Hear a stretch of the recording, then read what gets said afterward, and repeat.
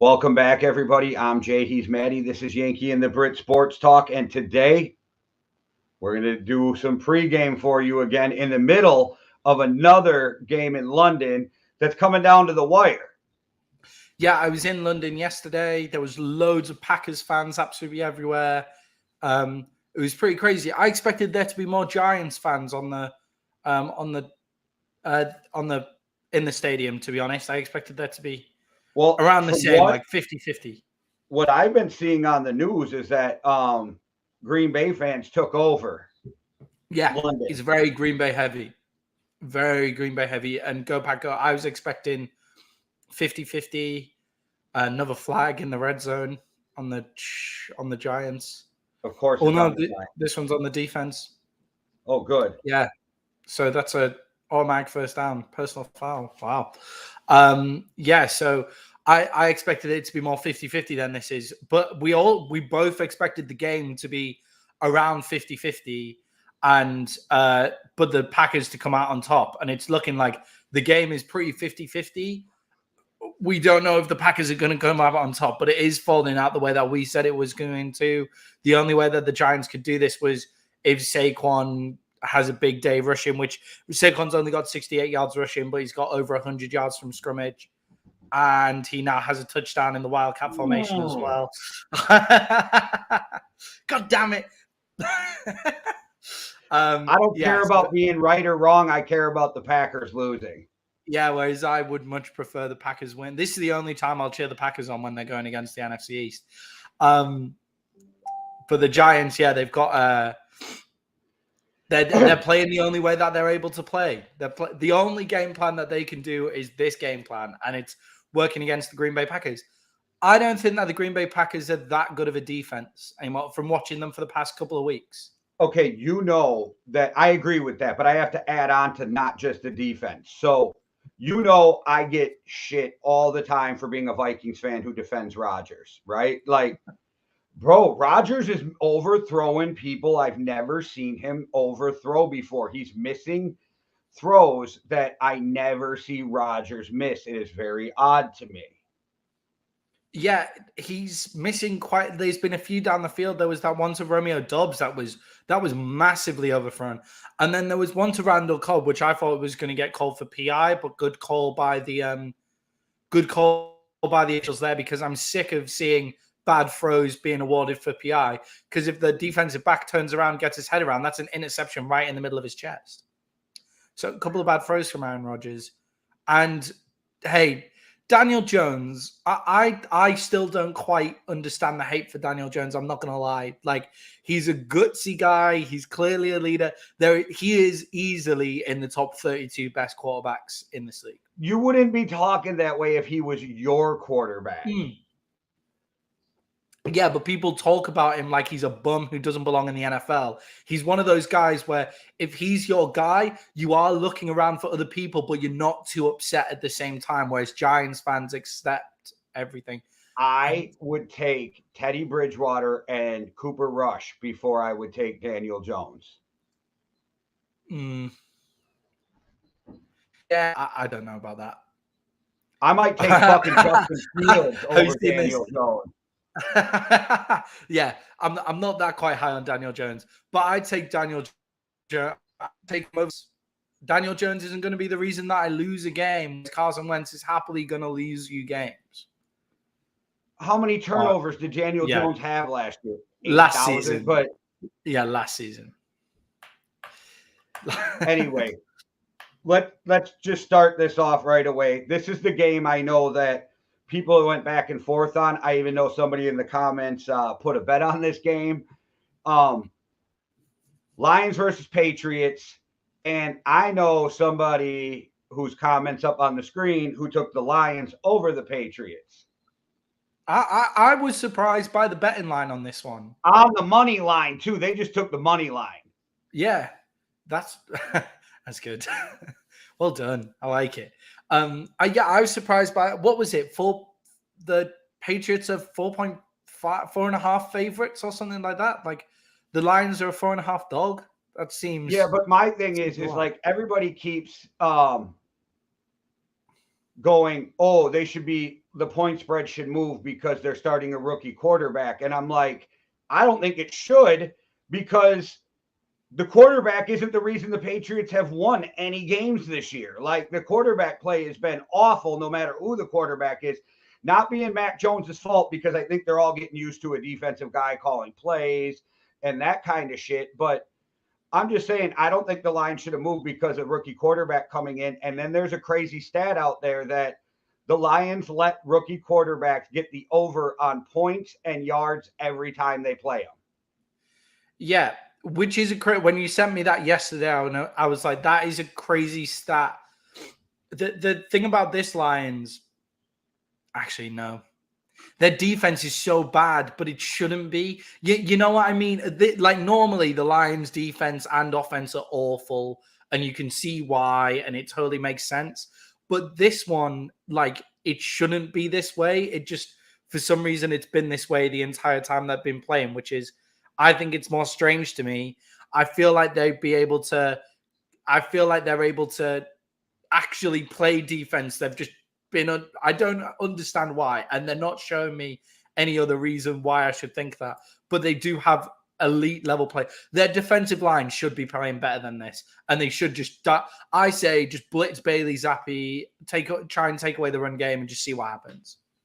Well, I've got the Patriots winning this game, and it's because of that stat that PFF gave that the Lions have the slowest NFL team in like 20 years.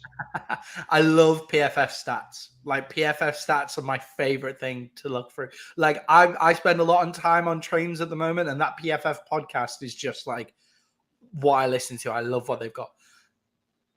Just the Lions can't defend the run, which is real bad against the Patriots because all they're going to do is run. There's a really funny guy who pretends to be like all the team, like he's on TikTok and YouTube Shorts and that kind of thing.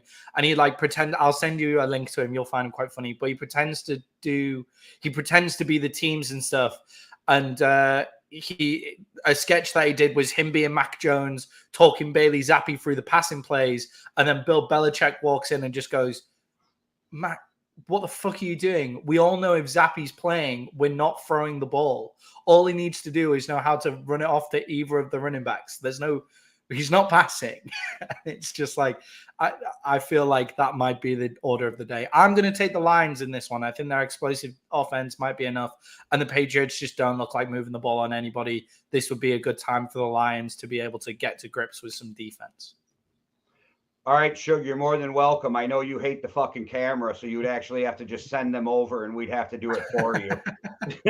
I'll do a little Bitmoji or Bitmoji doing the picks.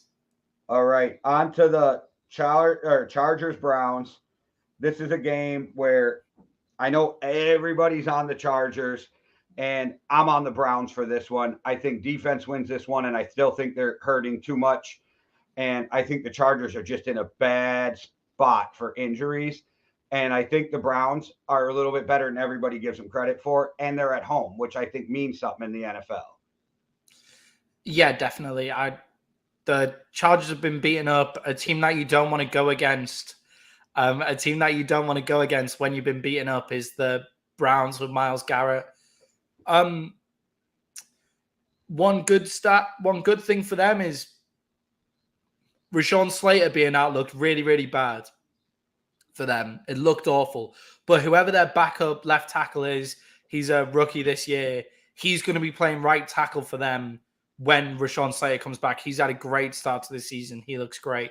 The only issue is the right tackle that they've got in a minute, and I can't remember the name, and I'm really sorry, I'm blanking on names, guys, but he's the one that's going to have to go against Myles Garrett, and I'm not feeling it for them today. I also don't feel like they'll get the run going like they did last game.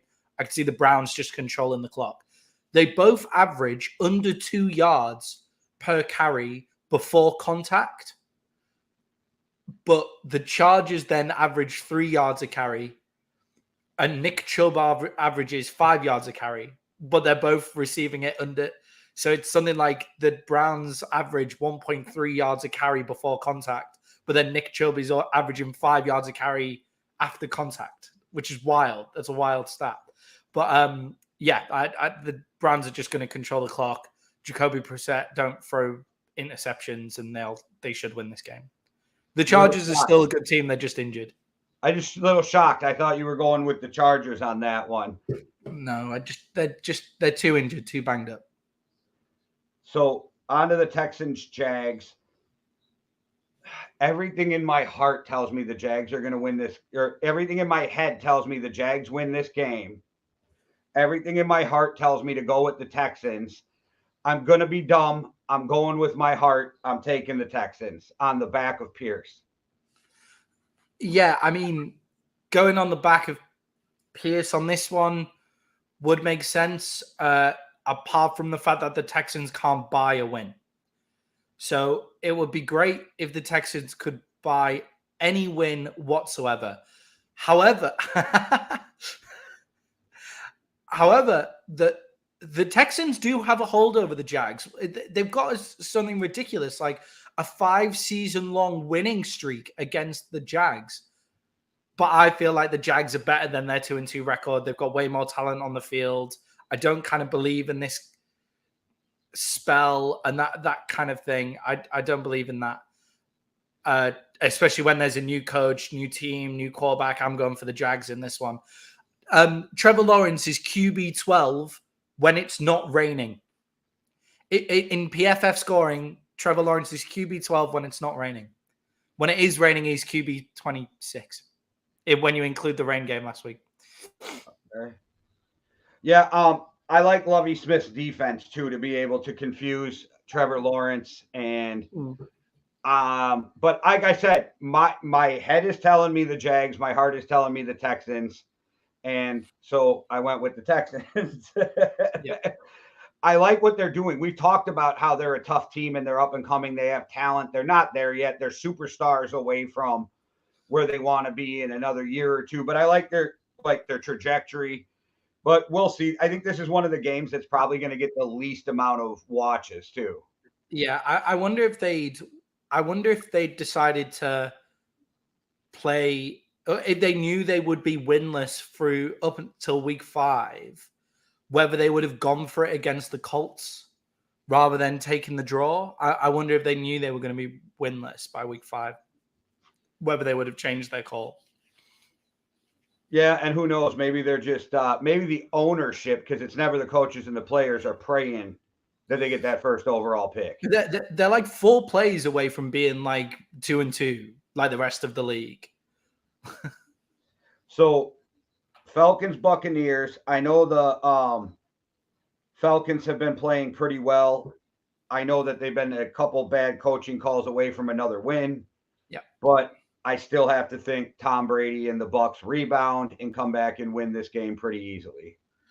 Yeah, so the Bucs should definitely win this game. Their defense is really solid.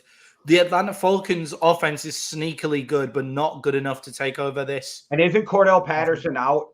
Cordell Patterson is questionable. Kyle Pitts is out.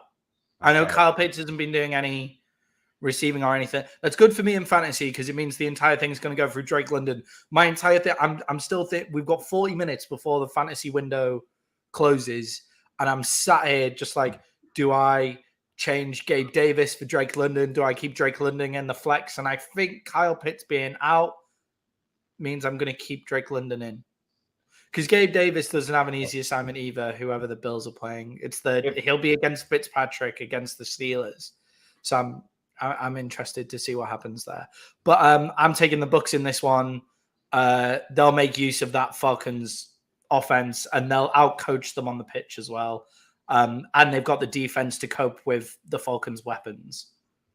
The Falcons are the Falcons are a QB away now from being an absolutely fire offense. The Packers are 2nd and 4 from the 8. If they score, can it please be A.J. Dillon? That's all I got to say.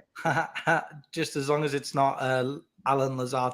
I'm not getting fucking beat by the Canadian this week because Alan Lazard has got a few points. If you get beat by the Canadian, you will never hear the fucking end of it. Yeah, I know. I just don't think I can.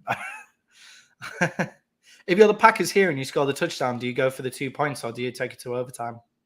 Jim Rad, it's still on, but Shug bet the point spread, and I think it was 12 or 12 and a half. So he's pretty safe on that one. 12 and a half. 12 and a half seems like a lot, by the way. Just putting that out there. 12 and a half. Double-digit point spreads are crazy in the NFL just because it's the NFL. The Steelers for the first time. Sorry. What was your question? Do you take the 2-point convert? Do you go for it for the 2 points, or do you take it to overtime if you scored the touchdown here? If you're the Packers, yeah, you go to overtime because you're the better team. If you're the shittier team, you go for 2. Yeah, analytics will say go for 2. Yeah, I still believe if you're the better team, take that thing to overtime. Yeah. 3rd and 2. Sorry, guys, we're just gonna quickly watch this 3rd and 2. You've about watched 2 very different reactions from an NFC North guy and an NFC East guy. And we're watching both. We're wearing both our team's memorabilia for the first time on a podcast for a while. Yeah, I didn't even realize I was wearing it. I just threw it the fuck on this morning when I got up too, and then I was like, "Oh, that works." Oh, it's no good. There's the stop. Gotta go for it on 4th. Huge 4th down. Yeah, this is crazy. Right. Sorry, guys. Sorry. All right. Steelers, Bills.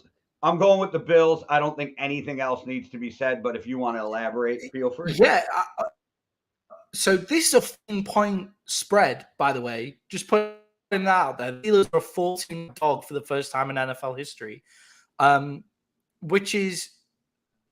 that's insane.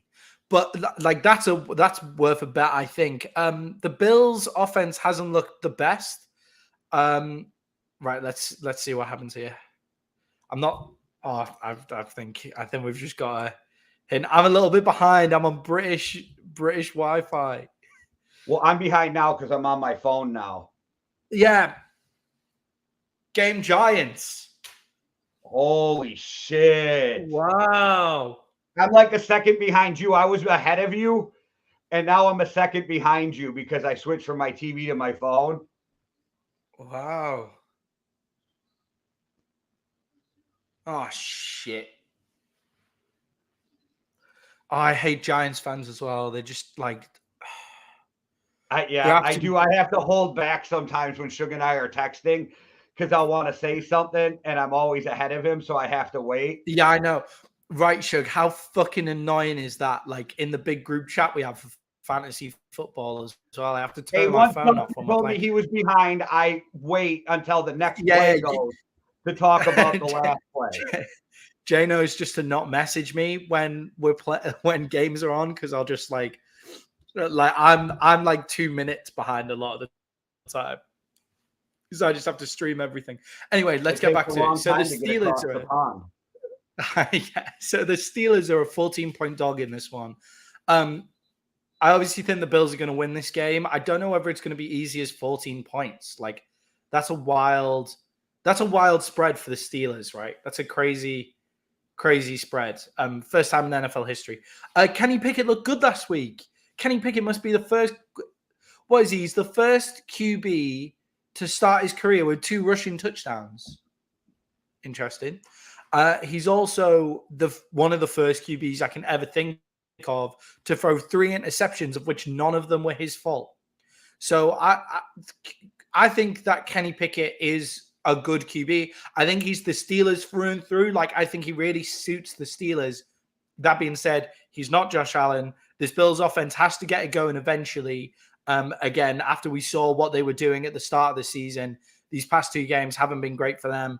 And their defense has stood kind of strong even through the injuries. So obviously I'm picking the Bills. I just don't think it's going to be 14 points in it. Okay, I think Suge and Jim Rad are both right. I think Rodgers is done in Green Bay, if nothing else, after this season. Maybe even walks away, but you're right, Jim Rad. He's got 3 years left on his contract after this year, but the Packers would trade him if he was going to walk away because why get nothing? Yeah. Don't think he's going to go to Tampa. Yeah. Why not? Maybe he'll go to Baltimore, actually. So Bill Belichick saying stuff about Lamar Jackson going to New England. 1, How crazy would that be? But that would leave the door open for Aaron Rodgers to go to Baltimore, which would be wild. That'd be crazy. They're not going to trade him within the NFC. Yeah, Rodgers with Belichick would be scary in itself. And Lamar Jackson with Bill Belichick would be even scarier.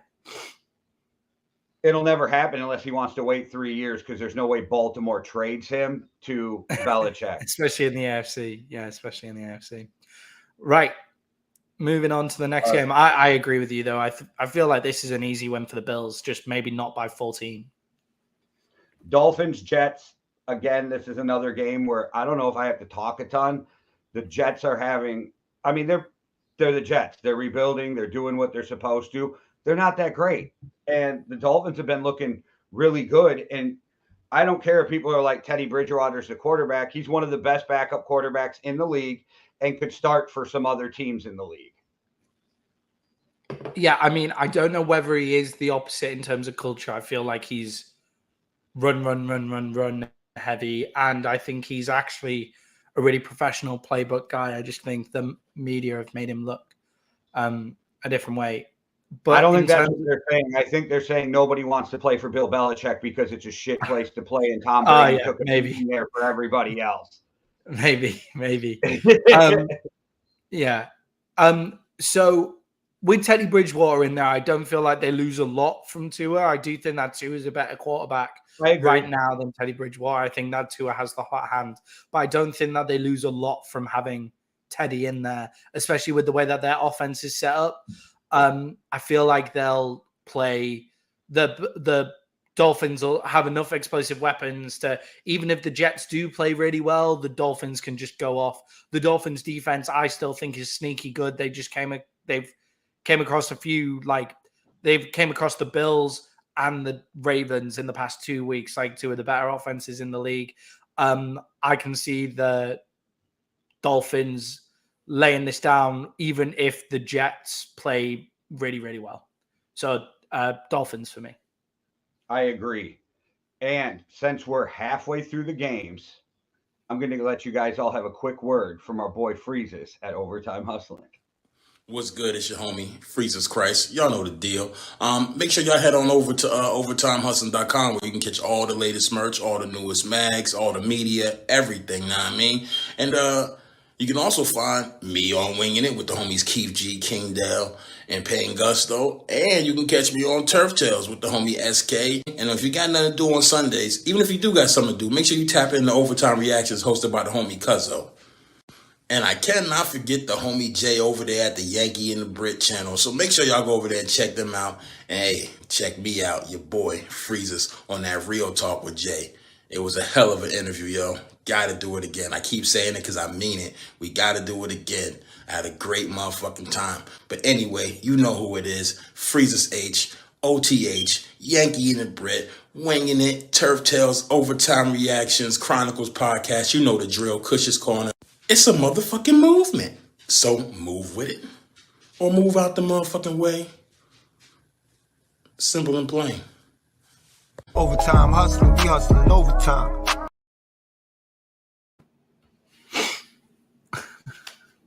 Cheers, man. Shug, everybody needs one of Thanks those very flat much. hoodies. And Reactions is back tonight, so tune in for that. And then right after Reactions, I got my NBA Dynasty draft, but that's a whole nother story. So I hate what the Giants just did. I hate that you only ran 3 seconds off the clock to take a safety. They'll still probably win, and I still hate the call. Yeah, it's a terrible call. I mean, they could have. They shouldn't. There should be about seconds left on that clock. It's a weird thing to do.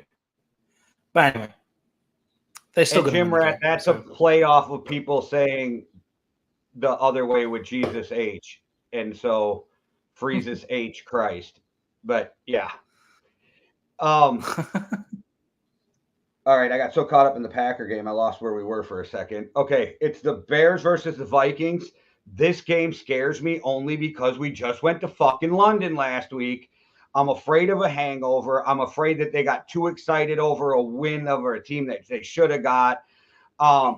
The passing game does not scare me. They got to keep Justin Fields contained, and they should win. But oh, there you go, Hussein. Okay, now we got an answer. Hussein. I'm still picking the Vikings, but I hate these games. They feel like trap games for me. Yeah, it's one of those banana skin games, right? Like looking more ahead than actually looking at this game. And Justin Fields, although like I agree with you, he's having a shitty season, especially passing the ball. He's been awful. I totally agree.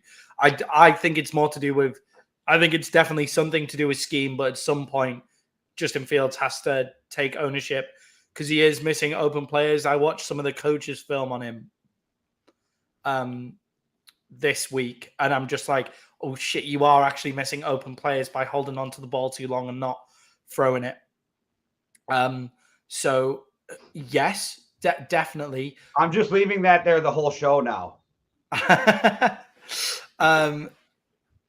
So yes, definitely, I think that. But we all know that Justin Fields has those absolute zinger throws in him, or he can bust out a huge run and those kind of things.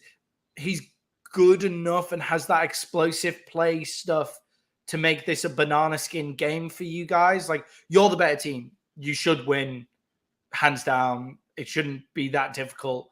And that's the games where you kind of feel they're the kind of games that the Vikings lose. And the reasons that they don't kind of. You mean under Mike Zimmer? Yeah, I know. It's completely different. Bringing your dirty past stuff on. So it's the same. It's actually exactly what I just said about the Jags. Like, don't worry, it's a new. If you keep it up, I'm going to have to sage my whole team. Yeah. Yes. I was going to ask this too, actually. Sorry. Yeah, because like, in Mario Kart where you throw it out the back of the thing and the car like spins around. Okay. Yeah, like, it's just not a term we hear. It's not a British thing. I didn't know that was a British thing. But yeah, we call them banana skin games. You call them trap games, I guess. It's one of those ones that's just out there. We call them trap houses too, but whatever. Yeah. But yeah, the Vikings should win this one. You should have enough to overpower them. You should have enough to overpower them. There's no way that you should lose this game, apart from Justin Fields having a special game, which he hasn't looked like having. So this next game, we have a bad slate of games on some of these games. I'm just going to keep it honest, which hopefully they turn out to good games. But yes. The Titans Commanders does not even look like it's going to be a game. The Titans should walk the Commanders, but you never know. It's the NFL, but I'm still riding with the Titans. There's no way. I will probably never pick the Commanders in a single game this year, to be honest. Yeah, you just worry with the Commanders because they like Carson Wentz is a really talented QB, and they have Jahan Dodson, who's a really talented wide receiver. Yay. I like the little G. I know it's an accident, but I think that makes me quite happy. I'm just Skull Nationing. Yeah, I wish that they kept it as the football team better. There was so much hardcore. They were so hardcore when they were the football team. It was so much better. Yeah, but with the players that they've got, Carson Wentz will lose them games. Yes. But on top of that, they don't have the explosive players to help Carson Wentz win them games. So Terry McLaurin is good, not explosive. Jahan Dodson is good, not explosive. And Carson Wentz isn't the kind of guy where you want to be efficient. You just need to get ahead enough before he fucks it and throws away the ball. No, it's not. The Giants are trash. It's just the Packers are not good either. I think that because you're almost grading on a scale with the East. Like, they've been so fucking bad. Yeah. And you could argue that the Eagles are the best team in football right now. I get the argument that the NFC East is tough. I get it. It's always been a tough division. Like, it feels like everybody in that division has been evenly matched. Like, I get it from that standpoint, but people are saying stuff like the NFC East is now officially one of the best divisions in football. And it's like, no, the Eagles look great. The Cowboys look half decent. The Giants have had possibly the easiest schedule anybody's ever had to start off a season. And I'm with you, Shug. Yeah. Yeah. And the Commanders are awful. But yeah, the Titans don't look that great either. They've probably played their best football in the past 2 weeks. We'll see. There's somewhere in between the way they started the season and the way they've played these past 2 weeks. So we'll see which one of them turns up. I've got the Titans to win this one.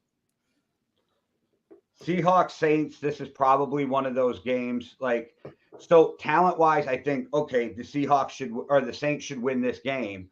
But the Seahawks have been playing better than I thought that shitty team would play. Yeah. They're division rivals. The Red Rocket. I don't know. I'm going with the fucking Saints. It's one of those games where if Jameis was playing, I might actually go with the Seahawks. And it's not that I have a problem with Jameis, but he turns the ball over more, gives more opportunities. Andy Dalton's going to be steady Eddie, and he's just going to do the right thing, manage the game, not get out of the play, not let the play get away from him. He's going to stay within the offense. And so because of that and the defense, I'm going with the Saints. Yeah. I love this next comment. This next comment is my favorite. So good. That's so good.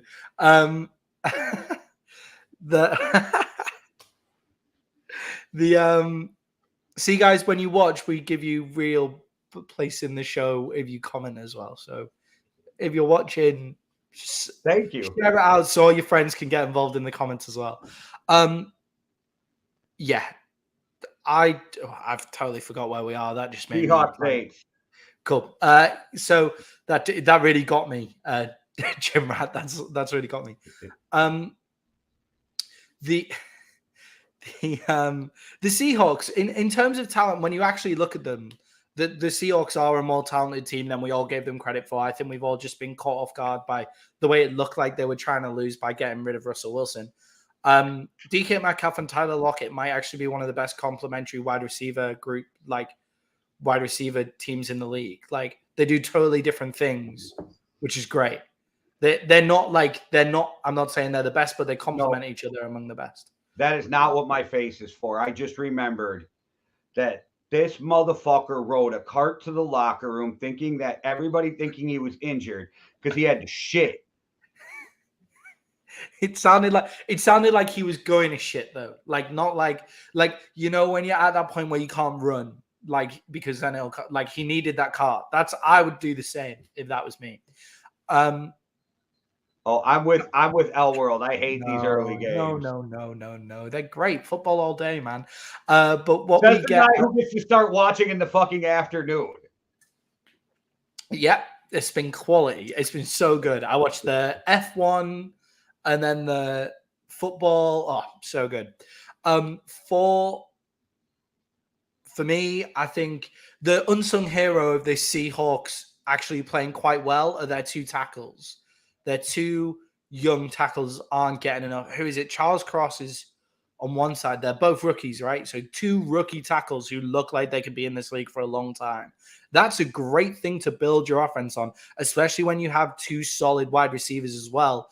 The Seahawks are in an actually much better place than we gave them credit for in terms of their team build. It's starting to look like they won that trade with Denver. I don't know. I don't know. See, Chris Sims brought up something, and he was like, Russell is not going to be Russell ever again because he can't move the way he used to. And if you go watch him play, it was never in set plays that Russell was good. It was always when the play breaks down, when Russell creates something. And I don't know. Which is like a totally fine thing. I heard Chris Sims say the same thing. And that's fine until then you actually watch him run the ball and you realize, oh shit, yes, he can run it. He can move around in the pocket. He's just not. And I think he needs to just like stop. I feel like he's worrying about preserving his career now that he's getting to that age. And it's just like, hey man, you're not really preserving your career if you're taking the only reason that your career is any good out of the game. So he can run the ball. He can move around. He's still one of the better players in the league at doing it. Just he's not doing it. And he's going to get Nathaniel Hackett fired after one season. I mean, that's not necessarily a bad thing. The rumors are that Denver wants Sean Payton. Hey, I mean, the Cowboys and Denver will go tooth and nail over Sean Payton. If Sean Payton gets Russell Wilson, you'll see that Russell Wilson can fucking move. I agree. Or back to this Saints game. The Sean Payton effect is real. Sean Payton is one of the best coaches ever to play the fucking game. Like, is what you can see from the Saints offense this year. Yeah, Dallas does want him. Oh well, Dallas have wanted him for about 15 years. I told you, if they don't win the Super Bowl, they're firing Mike McCarthy and going after fucking Sean Fuck Payton. it, if we win the Super Bowl, go for Sean Payton. Mike McCarthy's shit. You get a grace, though. You know how that works. You win a Super Bowl, you're a made man for at least 5 years. Oh, yeah. Well, winning one Super Bowl with Aaron Rodgers is the only reason he's got a job right now. Well, and his little fake office where he did his I'm coaching when I'm not coaching shit. Full fucking respect for the game, man. Don't hate the player, hate the fucking game with that one, right? We've all lied in interviews. 49ers, Panthers, and the fucking Panthers are in a bad spot. McCaffrey's he's playing, but he's already dinged up. And, like, I don't know, man. We've talked about it before. Baker should have refused to fucking go, like, take any cut to go there. It was a bad situation. I know you want out of there and they did you dirty, but you would have been better off being there, Jacoby Brissett right now instead of over in Carolina. Carolina's dysfunctional. Matt Rule might actually end up being the Badgers' next head coach. So, I don't know. Back to college for Rule after this year. I got 49ers winning this game. They're going to look more and more like the 49ers we know with Jimmy Garoppolo. All that does, though, because of the injury, sets them back another year with their young quarterback. So they better win the Super Bowl this year or this thing did nothing but hurt them. You know that Baker Mayfield's value is going to be crap when he gets sat for Sam Darnold when Sam Darnold comes back. You know that he's going to get sat. If he plays shit this week, he's going to get sat for Sam Darnold, which is awful for Baker Mayfield. Well, then you just prove you're the most inept franchise in the league. Because, one, it's Sam Darnold's not going to fix your quarterback problem. He proved to you what he was already. So you either give Baker the whole year or you look foolish, but I don't think you're necessarily wrong. Yeah, he'll get sat and that'll just destroy his value. He could get sat for PJ Walker, and like that would almost make more sense than sitting him for Sam Darnold. Like I don't hate Sam Darnold. I think he just got destroyed by the Jets early, and that's unfortunate. But PJ Walker gives them something very different that they've never seen before. So you may as well just see what happens there if you're going to sit Baker Mayfield. I think you're stupid for sitting Baker Mayfield. I think it doesn't make any sense. But yeah, this destroys Baker Mayfield's value this season. Whereas if he just sat he takes the Browns 4-2, 3-3, whatever. Let's be honest, he's better than Jacoby Brissett. Jacoby Brissett's a good backup, but Baker's a better quarterback than Jacoby. Definitely. So, the Panthers are going to get played off the field in this one. The defense can't stop anyone, and their offense can't get anything moving. So, Panthers loss. All right, on to the Eagles, Cardinals, and unless Kyler Murray plays like fucking Patrick Mahomes did last week, I think the Eagles are going to win this one. I'm impressed with the Eagles. Their running game's on point. Jalen Hurts is balling out of his mind. And just think about it. This is a kid who they were like, oh, he can't get it done at Alabama. He can't get it done at Oklahoma. We don't really want him in Philly, even though we drafted him. And he does nothing but put his head down, go to work, and prove everybody wrong. I'm fucking really impressed with this kid. I liked him coming out of college, but he's showing us that we were like, he could either be this or he's going to be this. And he's showing us that he's this. Yeah, I said it. I said it when he came out. I've said it a few times on the podcast now. But I was very happy that they drafted a QB in that draft because it knew that Carson Wentz was leaving Philly, and that's when Carson Wentz looked like an absolute world beater. So I knew that was happening. However, I was annoyed that QB was Jalen Hurts, because Jalen Hurts is ultimate professional, ultimate QB who can run the ball, which the Eagles have always wanted to do. Like, they like those kind of QBs. They're dialing up amazing games at the moment. They're playing amazing football, and I can see the Eagles, either the Cardinals win because Kyler Murray plays absolutely out of his mind, or the Eagles blow them out because Kyler Murray never sees the field. You see, when we're the Eagles, we got this dog mentality. So we get this flower and we plant it and it grows. Yeah. And when the flower grows, okay, I don't know. Sirianni it's working. And Shug, I'm a big Teddy Bridgewater fan. I think Teddy's probably the best backup in the league.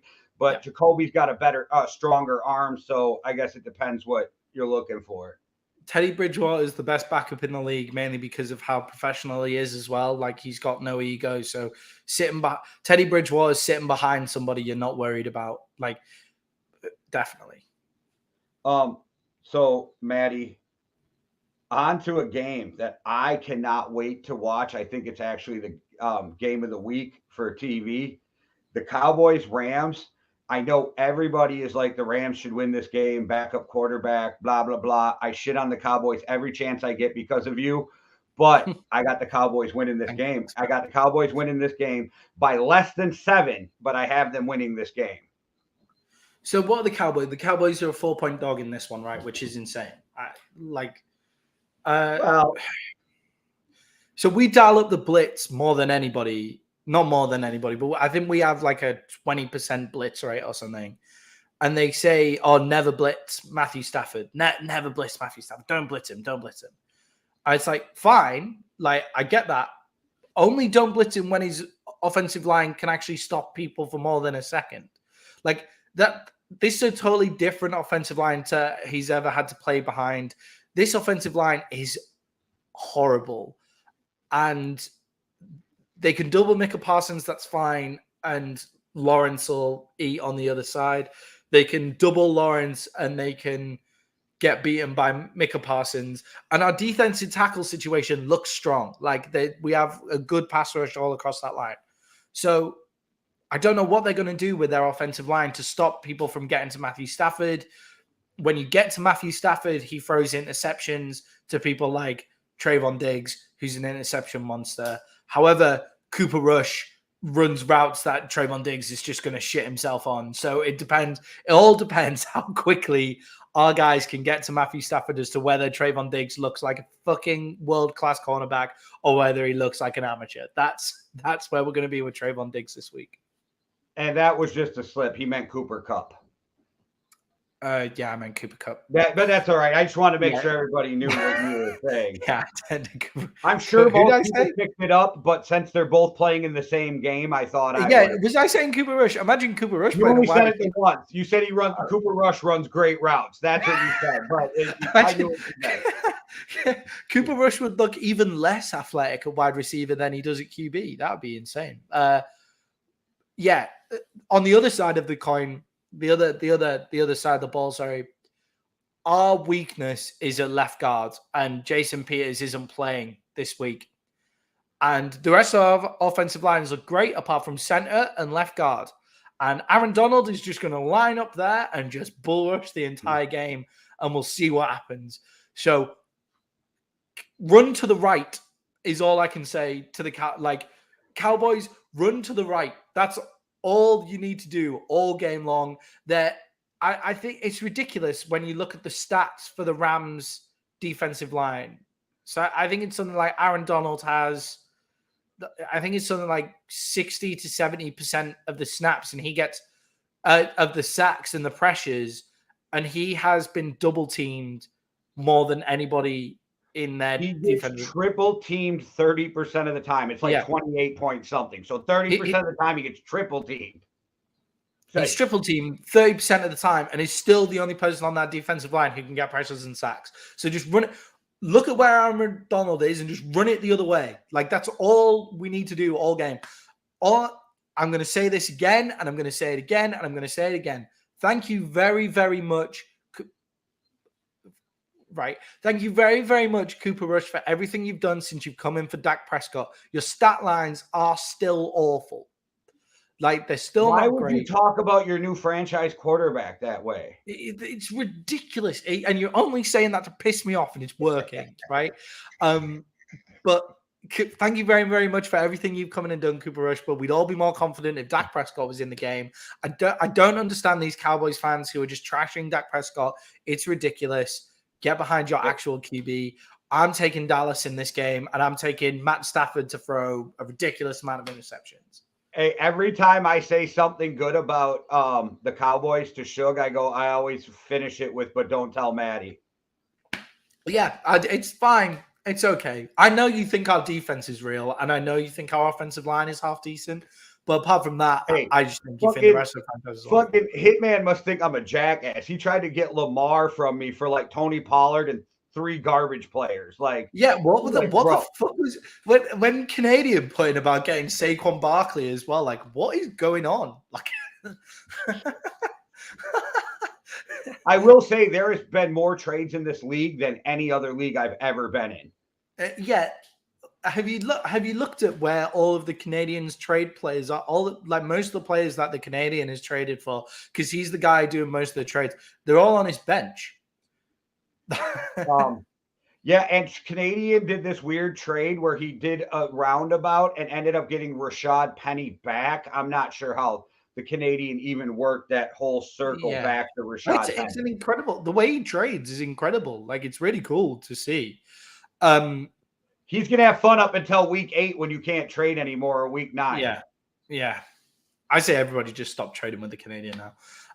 But with what Elworld just said in terms of Cooper Rush being a better game manager, no. It's all down to the play calling, which Chris Sims said it actually on the same podcast that he said the other thing that we were talking about earlier. Why do offensive coordinators make it easier on the quarterback when it's the backup quarterback in there? So they play a game that's more suited to the backup quarterback when well, why the fuck don't you just do that when the starting quarterback is in there? Like, because the Cowboys, you can't do much with him. You're saying you can do more with Cooper Rush than with Dak Prescott? No, I'm not. But I'm saying that Cooper Rush will never make the same mistakes Dak will, because Dak's confidence is up here and thinks he can make every throw, where Cooper Rush is like, I'm going to take the right play, move it down the field. I'm not telling you to substitute them out. I am just agreeing that he is probably a better game manager. Dak is the better quarterback. That's not what I'm saying. Yeah, I just think that the heavy on the run thing, which everybody's saying, oh, we look great because we're running the ball and Cooper. Well, let's just fucking run the ball when Dak's here then. Like, let's just run the ball. They're not going to audible. Like, we're getting close to kickoff, so I'm going to hit these next ones. Sorry, Bengals, Ravens. This might be the best game of the night, or it might be a fucking blowout. I like the way the Ravens are playing better than the Bengals right now. I think either of these teams could win, but I'm going to ride with the Ravens just because there's something. I don't want to say there's something going on in Cincinnati where they look bad, but they're not looking the same as last year. Mm-hmm. That offensive line is still proving to be fucking terrible. Yeah. And at least with the Ravens, they set up the RPOs, the moving the pocket.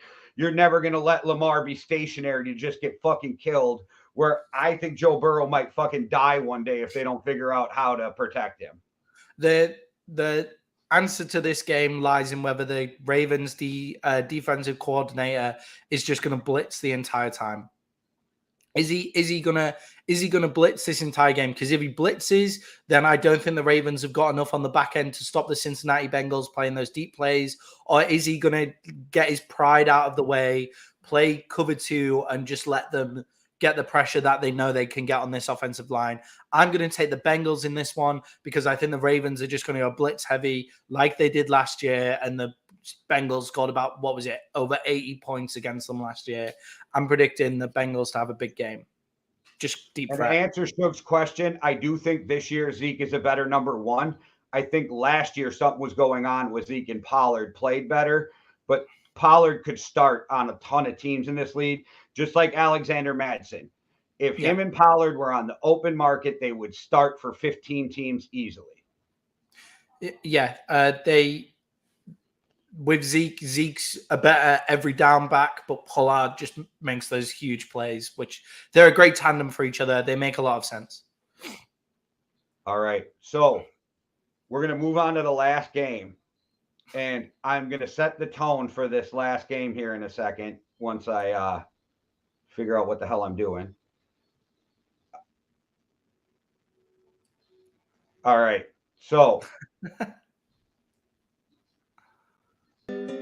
there is this game in Kansas City between the Chiefs What the fuck is going on? and the Raiders.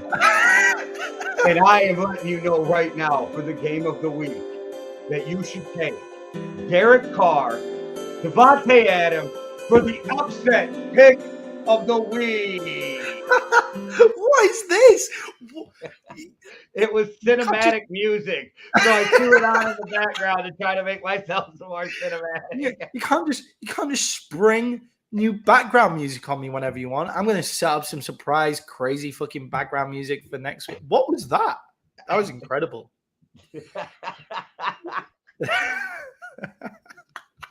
That's throwing me off. I'm going to sorry, justify your pick very quickly, like just so I know where it's coming from. Because they're a divisional team, and they're one of those where the Raiders usually catch them like once a year in a bad spot. I just think this is where it's going to be. It has nothing to do with anything except they're divisional opponents, and my gut tells me this is the trap game, if you want to call it, for the Chiefs after last week's big win. Yeah, also Josh McDaniels has had it over on the Chiefs defense quite a few times in his coaching career, so that makes a lot of sense. I could look really stupid after this, world. No lie. All that said, I'm going to take the Chiefs. I think the Chiefs are going to remember that trip around the Arrowhead Stadium that the Raiders took last year. Wow, this is really crazy. The Chiefs are going to throw. I hit you with the background music now. Yeah, the Chiefs are. Patrick Mahomes is playing out of his mind. The Raiders can't get anything going on offense right now. The Chiefs are going to win this game. I've picked up Pacheco on fantasy football because I think Pacheco is going to be the RB1 for the Chiefs by the end of this season.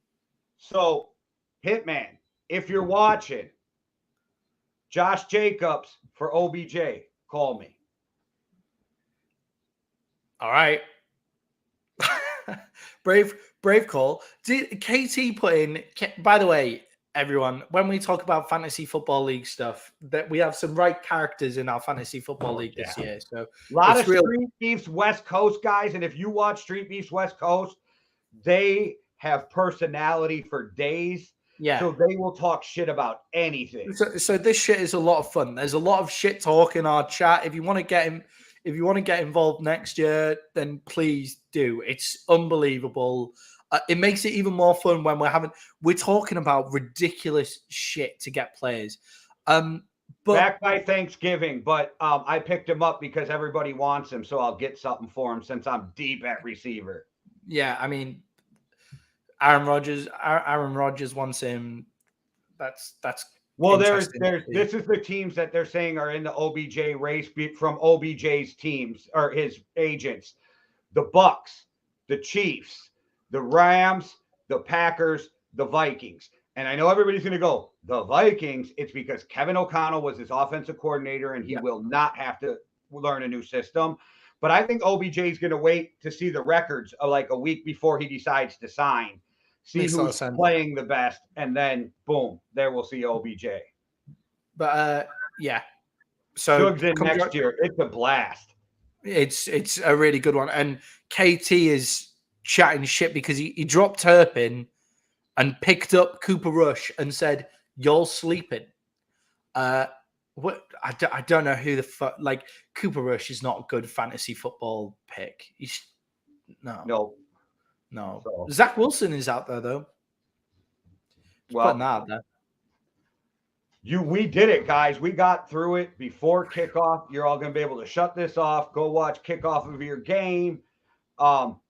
I can't believe the Packers fucking lost, but that starts my my week out good. So as long as the Vikings win, I will be the happiest football fucking fan in the world this week.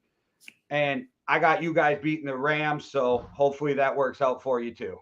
Come watch us pregame on Thursday night when we review this week and preview the games that we're going to miss by doing these preview shows. If you're enjoying the way that we're doing these with the preview shows before the games, then please like, comment, share, all of that kind of crap. Thank you very much for watching, guys. Lots of love goes out there to you. Yes, we appreciate you so much. One world, one love. Deuces. Cheerio.